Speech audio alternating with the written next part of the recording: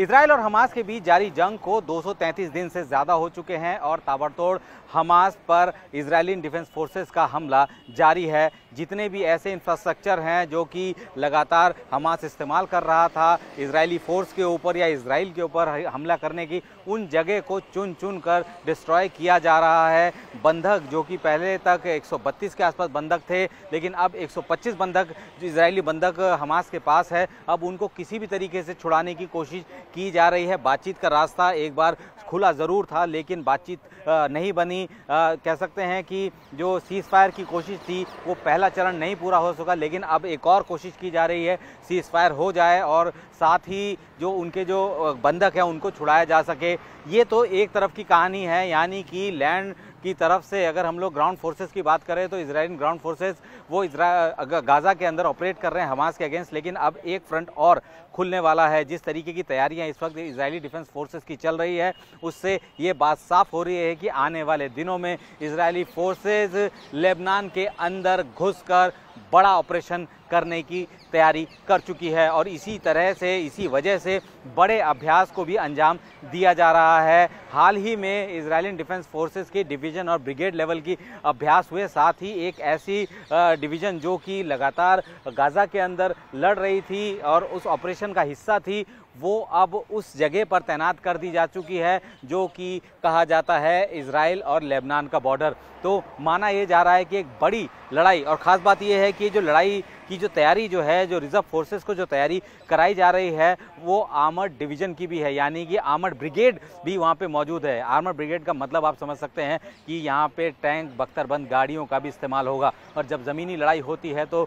यही इकलौते ऐसे जो उपकरण होते हैं या ऐसे साजो सामान होते हैं, वही ज़मीन पर अंदर तक जाते हैं और वहाँ पे लड़ाई को शुरू करते हैं। जिस तरीके से हम लोगों ने देखा कि जैसे ही गाज़ा में ग्राउंड ऑपरेशंस को स्टार्ट किया गया तो किस तरीके से बख्तरबंद गाड़ियाँ, टैंक्स वो लगातार गाज़ा के अंदर घुस रहे थे और वो धीरे धीरे जो उनका जो दायरा है उसको श्रिंक कर रहे थे। कोशिश यही भी की जा रही थी कि किसी तरीके कोलेटरल डैमेज ना हो, इसका भी पूरा ख्याल इजरायली डिफेंस फोर्सेस की तरफ से रखा जा रहा था। लेकिन जंग है, जंग में इस तरह की स्थितियाँ तो होंगी। लेकिन लेबनान में अगर अंदर घुसकर हिजबुल्लाह, जो कि दुनिया का सबसे सफिस्टिकेटेड हथियारों से लेस आतंकी संगठन है, जिसके पास 1 लाख से ज़्यादा सैनिक मौजूद हैं, वो अब लगातार, और जिसको कि ईरान का भी सपोर्ट है, तो वो अब लगातार इजरायली फोर्सेस पर और इजराइल पर ताबड़तोड़ मिसाइलें दाग रहा है। और इजराइल के पास अभी तक एक यही ऑप्शन है कि वो अपने यूएवी से उन सारे लोकेशन को चूज़ करता है जहाँ से कि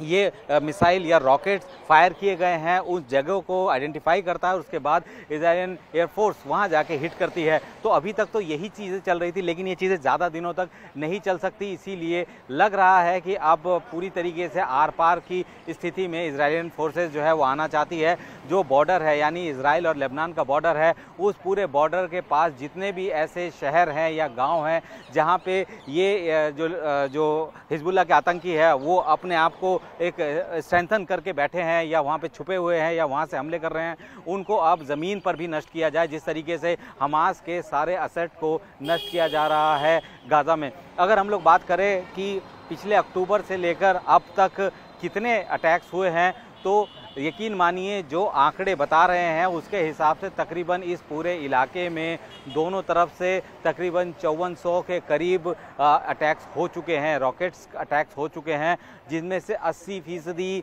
जो अटैक्स हुए हैं वो इजरायलियन फोर्सेस की तरफ से। तो यानी एक बात तो साफ है कि इजराइल किसी भी तरीके का कोई भी ऐसा ऑप्शन नहीं छोड़ना चाहता कि वो वहाँ से दोबारा एनर्जाइज्ड हो और दोबारा वो मजबूत होकर हिजबुल्लाह अटैक करे। क्योंकि पिछले कुछ दिनों में जिस तरीके की सूरत हाल बदले हैं, उससे तो ये नज़र आ रहा है कि अब ये 2 फ्रंट वॉर, जो कि अभी तक एरियल और एक तरफ जो है वो ग्राउंड की तरफ था, लेकिन अब इजरायली फोर्सेस ग्राउंड जो ऑपरेशन जो है दोनों तरफ, ऑफेंसिव ऑपरेशन दोनों तरफ जो है उसको शुरू कर सकती है। और जिस तरीके की ट्रेनिंग दी जा रही है, उस ट्रेनिंग में किस तरीके का उस टेरेन है, उस टेरेन के बारे में उनको बताया जा रहा है, किस तरीके के इक्विपमेंट जो वहाँ पे यूज़ होंगे उसको कैसे डील किया जाएगा। कम्युनिकेशन सेटअप, माउंटेन एरिया है तो वहाँ पे किस तरीके के लॉजिस्टिक को लेके जा सकते हैं, किस तरीके का एक अटैक प्लान हो सकता है, ये सब कुछ अभी उस इलाके में, यानी कि नॉर्थ इजराइल में ये अभी चल रहा है और डिवीज़न लेवल और ब्रिगेड लेवल के अभ्यास हुए हैं, जिसमें हर एक बारीकियां बताई गई हैं कि लेबनान का वो हिस्सा जहां पे सबसे ज़्यादा आतंकी, और ख़ास बात ये भी है कि वो भी इलाका कई सारी जगह ऐसा है जहाँ पे हाईली बिल्डअप एरिया है, क्योंकि ज़मीन की लड़ाई के लिए अगर ज़मीन के आमने सामने की अगर लड़ाई हो तो वो जीतना बहुत ज़्यादा मुश्किल नहीं होता, लेकिन जब भी आप किसी अर्बन एरिया में किसी ऑपरेशन को अंजाम देने जाते हैं तो वो सबसे बुरी लड़ाई के तौर पर देखा जाता है, क्योंकि वहाँ पे रेशो 1:9 तक चला जाता है। यानी कि अगर जो अटैकर्स है, यानी कि अगर मसलन इजरायली फोर्सेस अगर अंदर जा रही हैं और हिजबुल्लाह के आतंकी किसी बिल्डिंग में छुपे हुए हैं, तो एक आतंकी को मारने के लिए इजरायलियन फोर्सेस को अपने 9 से 12 सैनिक खोने पड़ सकते हैं, क्योंकि उनके पास एक परमानेंट डिफेंस है, वो एक छुप के वार कर रहे हैं। उनको पता है कि वो सामने से आएंगे तो किस तरीके से वो उनको टैकल करे, और यही सब चीज़ें अब इन सैनिकों को जो रिजर्व फोर्सेस हैं उनको सिखाई जा रही है। ख़ास बात यह है कि जो एक ब्रिगेड जो कि गाज़ा में स्टार्टिंग से जो है ग्राउंड ऑपरेशन जिसने शुरू किया था, अमर ब्रिगेड, उसको अब उस जगह पर तैनात कर दिया गया है और उसे ऑपरेशनल तैनाती की गई है। यानी कि जो ब्रिगेड अंदर घुसी थी गाज़ा में, वही ब्रिगेड अब उसकी जिम्मेदारी शायद बन रही है कि वही ब्रिगेड अब अंदर जाएगी लेबनान में भी। तो ये एक तरीके से फिर से 2 फ्रंट वॉर, जो कि अभी तक कह सकते हैं कि 1.5 फ्रंट पे ही चल रहा था, यानी कि एक तरफ एरियल भी स्ट्राइक चल रही है, एक तरफ ग्राउंड स्ट्राइक भी है हमास के खिलाफ, तो दूसरी तरफ अभी तक एरियल स्ट्राइक ही या एयर स्ट्राइक ही चल रही थी हमास के जो लेबनान में हिजबुल्लाह के खिलाफ। अब वो भी इंटेंसिफाई हो सकता है। आने वाले दिनों में इजरायली फोर्सेज लेबनान के अंदर घुसेंगी और घुसकर फिर वो अपने ऑपरेशन को अंजाम देगी। ऑपरेशन सिंपल सा है कि जहाँ भी हिजबुल्लाह का जो भी ऐसा असट है, जो भी इस तरीके का उनका वहाँ पे सेटअप बना हुआ है, जो लॉजिस्टिक बे है, उन सब को नष्ट करना है। अगर हम लोग बात करें, ये जो इलाका है 1978 में इजराइल घुसा था लेबनान में और उसके बाद वो वापस आ गया था। 2006 में भी एक बार लड़ाई हुई थी जिसमें कि इजरायली फोर्सेस और हिजबुल्लाह के बीच में लड़ाई हुई थी। उसके बाद से लंबे समय तक, तकरीबन 18 साल बाद तक जो है बहुत बड़ी कोई ऐसी जंग की हालात वहाँ पे नज़र नहीं है। लेकिन अब जिस तरीके के हालात नज़र आ रहे हैं वो ये साफ कर रहा है कि आने वाले दिनों में बड़े अटैक्स हो सकते हैं। जैसे मैंने बताया कि जो अभी जो रिपोर्ट्स बता रही हैं, उस रिपोर्ट्स के मुताबिक वहाँ पर जो अक्टूबर में जब इजराइल के ऊपर हमला हुआ था, उसके बाद से लेकर अब तक तकरीबन 5400 से ज़्यादा अटैक उस जगह पर हुए हैं। यानी कि हिजबुल्लाह और इजरायली फोर्सेस दोनों की तरफ से उस एरिया में, और उनमें से 80% इजराइल की तरफ से है। तो ये कहना बिल्कुल साफ़ है कि इजराइल बिल्कुल भी इस मूड में नहीं है कि वहाँ किसी भी ऐसे टेररिस्ट इंफ्रास्ट्रक्चर को रखा जा सके, छोड़ा जाए, जो कि वो वापस उनकी तरफ कह सकते हैं कि उन पर निशाना साधे या उनको और ज़्यादा मुश्किलों में डाले। इसीलिए अब दोनों तरफ से ग्राउंड क्लियर किया जा रहा है। एक तरफ गाज़ा में हमास को समेटा जा रहा है, राफा की तरफ से ऑपरेशंस कंटिन्यू अंदर जा रहे हैं। हालांकि कैजुअल्टी भी हो रही है। खबरें ये भी थी कि कुछ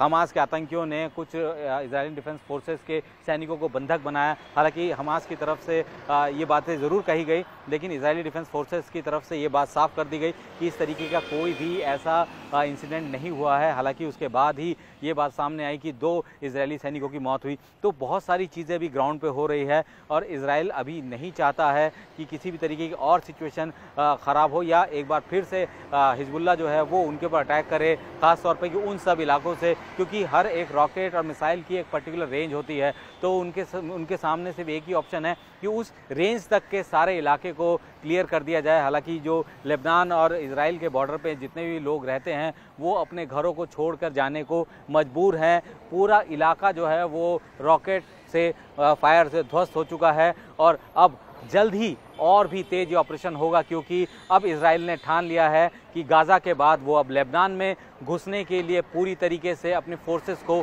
तैयार कर रहे हैं। और अब तक जो एरियल स्ट्राइक हो रही थी अब वो ग्राउंड स्ट्राइक में तब्दील होगी। और अब जब ये ऑपरेशन होगा, अब जब ये लड़ाई होगी, तो ये वाकई एक बहुत बड़ा रूप लेगी, क्योंकि वहाँ पे लोग जो है वो काफ़ी हद तक जो है वो परेशान है, विस्थापित है। लेकिन अब कोशिश यही है कि किसी भी तरीके से